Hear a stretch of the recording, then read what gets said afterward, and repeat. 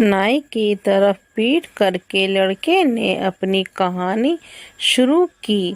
मेरे पिता बरगद के जाने माने लोगों में से एक थे। उन्होंने मुझे पढ़ा लिखा कर इतना काबिल बना दिया था कि मैं व्यापार भी अच्छे से करता था। एक दिन पिता ने बीमारी की वजह से सारी धन दौलत मेरे नाम कर दी और चल बसे। एक बार की बात है, मैं कहीं जा रहा था और तभी सामने से कुछ स्त्रियां मुझे आती दिखाई दी। मुझे स्त्रियों से शर्म आती थी, इसीलिए मैं पास की गली में जाकर एक घर के किनारे में छुप गया। मैंने जैसे ही उस मकान की खिड़की से अंदर झांका तो मुझे एक सुंदर लड़की दिखाई दी जो पौधों को पानी दे रही थी। वो इतनी सुंदर थी कि मैं उसे देखते ही रह गया। वो लड़की मुझे देखकर मुस्कुराई और थोड़ी देर बाद खिड़की बंद करके वहां से चली गई। उसके जाने के बाद मैं इतना दुखी हुआ कि मैं बेहोश हो गया। जब मुझे होश आया तो मैंने उस मकान में एक गंजी और जाते देखा। मुझे लगा कि वो उस लड़की की ही पिता होगा। इसी सोच में साथ में घर लौट गया। 2-4 दिनों तक उस लड़की को न देखा पाने के कारण मेरी तबीयत खराब हो गई। दिन ब दिन मेरी हालत बिगड़ती गई। मेरे दिमाग में वो लड़की थी जिसे मैंने देखा था। मेरी हालत देखकर मेरे दोस्तों और रिश्तेदारों ने कई हकीम बुलवाए, लेकिन किसी की भी दवा का असर न हुआ और मेरी तबीयत और बिगड़ती चली गई। फिर एक दिन एक बूढ़ी महिला मुझे देखने के लिए आई। उसने भी कुछ देर तक मुझे अच्छे से देखा, लेकिन उसे भी कुछ समझ नहीं आया। फिर उस बूढ़ी महिला ने मेरे कमरे में मौजूद सभी लोगों को बाहर जाने के लिए कहा। उसके बाद उसने मुझे पूछा कि तुम्हारे मन में क्या चल रहा है। मैंने ध्यान से तुम्हें देखा है। तुम्हें किसी तरह का रोग नहीं है। शायद तुम्हें किसी से प्रेम हो गया है और तुम अपनी बात किसी को बता नहीं पा रहे हो। तुम अब जल्दी से अपने मन में चल बात बता दो। ऐसा करने से सारी बीमारी ठीक हो जाएगी। मैं शर्म के मारे कुछ बोल नहीं पा रहा था, लेकिन उस बूढ़ी महिला की जिद के आगे मेरी एक न चली। मैंने उस लड़की के बारे में सब कुछ बता दिया और कहा कि एक बार उसकी झलक देख लूं तो शायद कुछ ठीक लगे। फिर मैंने उस जगह के बारे में बताया जहां मैंने उस लड़की को देखा था। तब उस बूढ़ी महिला ने कहा कि मैं समझ गई हूँ कि तुम किसी बात का कर रहे हो। बुढ़िया की बात सुनकर मैं दुखी हो गया। फिर उसने कहा कि शायद तुम्हारी किस्मत अच्छी हो, तुम अपनी होशियारी जारी रखना। इतना कहकर वो वहां से चली गई और कुछ दिनों बाद वो बुढ़िया दोबारा आई और उसने कहा कि मैंने उस लड़की से बात की। वो भी अपने पिता जैसे ही है। वैसे ही मैंने उसे तुम्हारे बारे में बताया तो वो मुझ पर चिल्लाई और मुझे कहा से भगा दिया। इतना कहकर बुढ़िया वहां से चली गई। सबको देखकर उसने मेरे कान में कहा कि तुम्हारे लिए खुशखबरी है। ये सुनते ही मेरे अंदर नहीं जान आई और मैंने सबको कुछ देर के बाद बाहर जाने के लिए कहा और बूढ़ी महिला से बात की तब उन्होंने बताया कि वो लड़की से मिलने गई थी। मैंने रोते हुए कहा कि वो लड़का बहुत बीमार है, लेकिन तुम इतनी कठोर हो कि उससे मिलने को तैयारी नहीं हो, जैसे तो वो मर जाएगा। फिर उसने कहा कि उसे जानती भी नहीं हूँ, उसने कैसे मिलने चली जाऊँ। तब मैंने बताया कि वो तुम्हारे घर के किनारे खड़ा था और खिड़की से तुम्हें देखा था। तब उसने कहा कि ठीक है, मैं उससे मिल लूँगी, लेकिन इससे ज़्यादा मुझे और कोई उम्मीद मत रखना। उसने शुक्रवार को तुम्हें मिलने के लिए बुलाया है। वह सुनते ही मैं बहुत खुश हुआ। मैंने उस बुढ़िया का धन्यवाद किया और उसे इनाम के रूप में कुछ मुद्राएं दी। फिर मैं अच्छे से नहा धोकर तैयार हुआ और अपने करीबी लोगों के मिलने गया। लड़की के पास जाने से पहले मैंने बाल बनवाए के लिए घर में ही नाई को बुलवाया कि लिया। उसने मुझे कहा कि आज का दिन बाल कटवाने के लिए अच्छा है, लेकिन आपके ग्रह कह रहे हैं कि आज आपको बहुत बड़ा दुख मिलने वाला है, लेकिन आप अगर मुझे अपने साथ रखोगे तो सब ठीक हो जाएगा। ऐसे ही वो ना जाने कितनी फालतू बातें करने लगा। तब मैंने उसे कहा कि तुम बहुत बोलते हो, चुपचाप से अपना काम करो। उसके बाद नाई ने कहा कि मेरे 6 भाई हैं, एक बकरक, दूसरा बकशारा, तीसरा बुक्काक, चौथा अलकुच, पांचवा अलचासद, छठा शाकुबा और मैं सबसे छोटा हूँ जो सबसे कम बोलता हूँ। उसकी बातें सुनकर मैं परेशान हो गया और उसे पैसे देकर घर से जाने के लिए कहा। ये सुनकर वो गुस्सा हो गया। उसने बताया कि मेरे पिता ने मुझको काम से खुश होकर इतने पैसे दिए थे कि उसकी पूरी जिंदगी भर की ज़रूरत पूरी हो गई थी।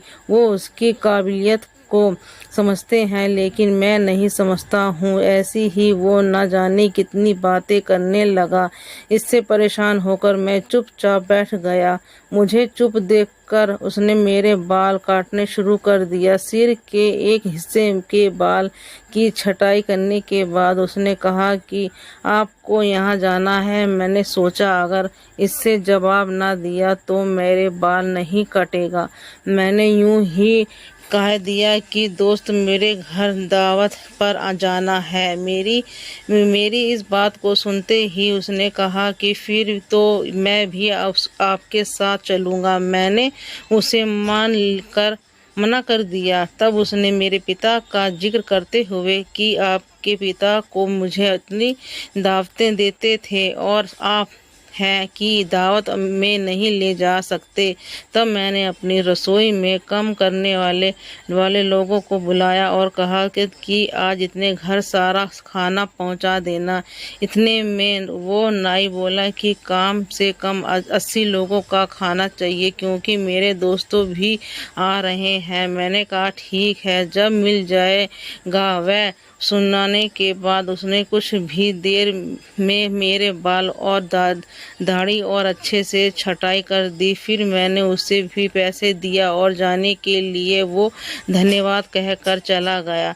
तब मैंने भी मुंह धोया और उस लड़की से मिलने के लिए निकल गया। मैं जैसे ही उसके घर के पास पहुंचा तो मैंने देखा कि वो नाई मेरे पीछे पीछे आ रहा था। तभी मेरे सामने वो बूढ़ी महिला आई और मुझे लड़की के घर ले चली गई। मैंने काफ़ी देर तक उस लड़की से बात की। कुछ देर बाद तो आदमियों की आवाज़ आने लगी। जैसे ही हमने खिड़की से देखा तो लड़की के पिता आ रहे थे। लड़की डर गई और उसने जल्दी से मुंह एक संदूक में छुपा दिया। तभी उसके पिता घर के अंदर आए और नाई बाहर खड़ा थे।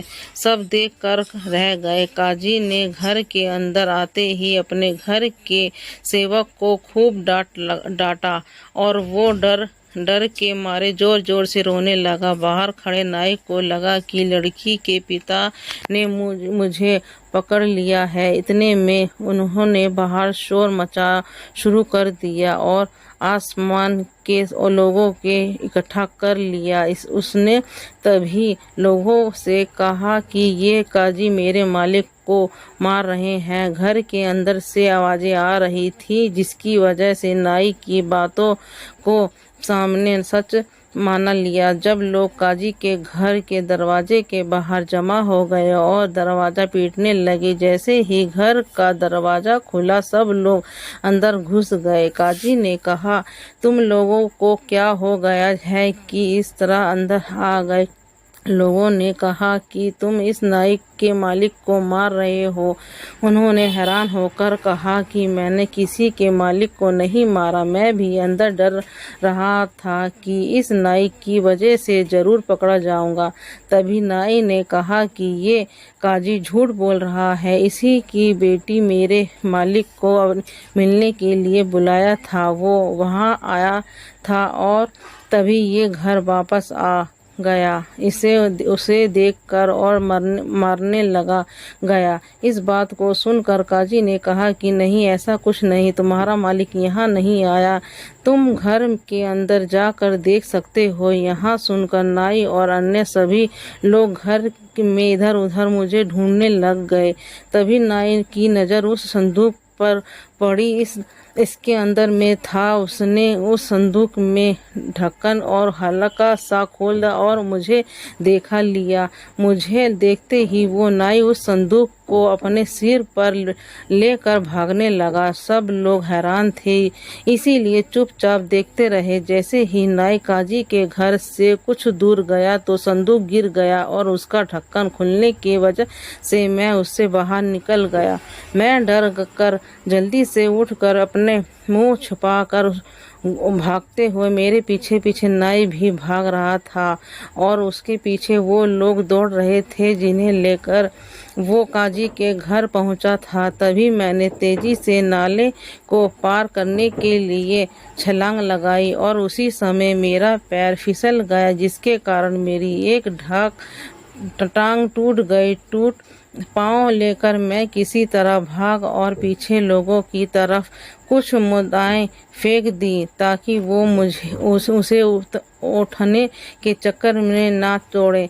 सब पैसे देकर उसे बरौन लग गए और मैं लगड़ते हुए काफी दूर पहुंच गया, लेकिन वो नाई मेरा पीछा नहीं छोड़ रहा था। तभी नाई मेरे पास पहुंचा और कहने लगा कि मैंने आपको बचा लिया, वरना आपकी मौत तय थी।